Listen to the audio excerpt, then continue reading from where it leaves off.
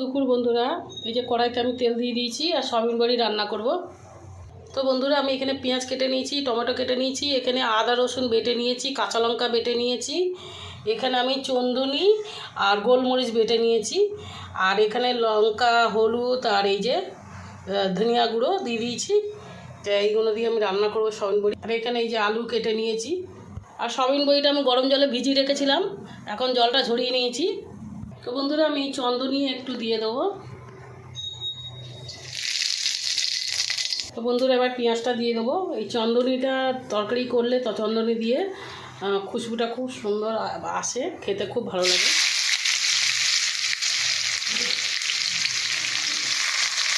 আমি গোলমরিচ আর চন্দনী বেটেও রেখেছি, ওটা ফুটবে যখন ফুটের উপরে দেবো।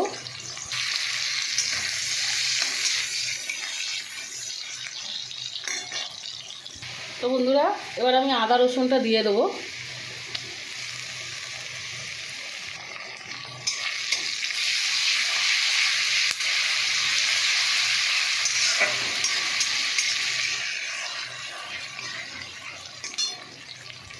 তো বন্ধুরা, এই কাঁচা লঙ্কাটাও বাটা দিয়ে দিল, কাঁচা লঙ্কা বাটাটাও দিয়ে দিলাম।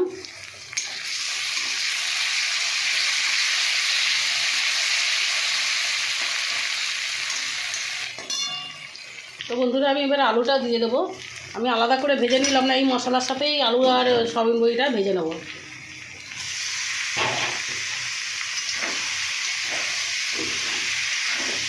আলাদা করে ভাজলে বন্ধুরা, সয়াবিনটাও যদি আলাদা ভাজি, এর মধ্যে তেল দিতে হবে, অনেক তেল হয়ে যাবে। আলুটাও অনেক ভাজলে আর সেটাও তেল হয়ে যাবে। তো এই জন্য আমি এই মশলার সাথে ভেজে নিলাম। তেলটা একটু কম লাগবে, কেননা এখন তেল খাওয়াটা অতটা ভালো না, ডাক্তারও বারণ করছে বেশি তেল খাবে না।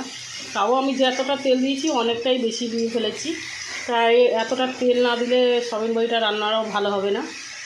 তো ওই জন্য আমি একটু বেশি তেল দিয়েছি, আর আলাদা করে সয়াবিন আর আলুটা ভাজলাম না। তো মশলার সাথে ভাজা করে নেবো 5 মিনিট মতন।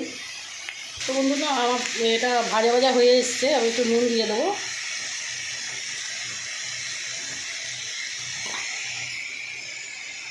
আর এখানে এই যে হলুদ গুঁড়ো আর জিরে বলছি ধনিয়া গুঁড়ো দিয়ে দিলাম, আর টমেটোটাও দিয়ে দিলাম।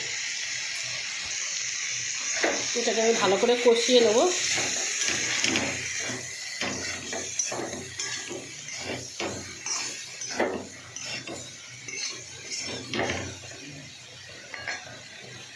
তো বন্ধুরা, আমার এই যে কষানো হয়ে গেছে সয়াবিন বড়ি, এবার আমি জল ঢেলে দেবো।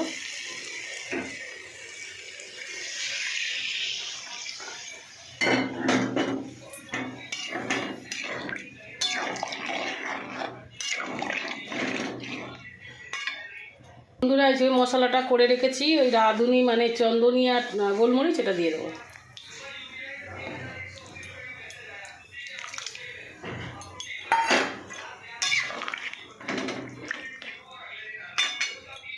তো বন্ধুরা, আমার এই যে সয়াবিন বড়ি রান্না হয়ে এসছে, এবার নামিয়ে নেব। গ্রেভিটা খুব সুন্দর হয়েছে, দেখাই যাচ্ছে। ভিডিওটা ভালো লাগলে আপনারা লাইক, শেয়ার, কমেন্ট করে দেবেন, সাবস্ক্রাইব করে দেবেন। বন্ধুরা, আমি যেরকম করে বানানো ওরকম করে বানিয়ে খাবেন। বানিয়ে তো সবাই জানে সবরকমভাবে বানাতে হয়। তা ওই যে গোলমরিচ আর চন্দনীটা ওই তরকারি যখন জল ঢেলে দেবেন তখন ওই তরকারির মধ্যে ওইটা দিয়ে দেবেন, দিয়ে ভালো করে ফুটিয়ে নামিয়ে নেবেন। হ্যাঁ, খেতে খুব ভালো লাগে।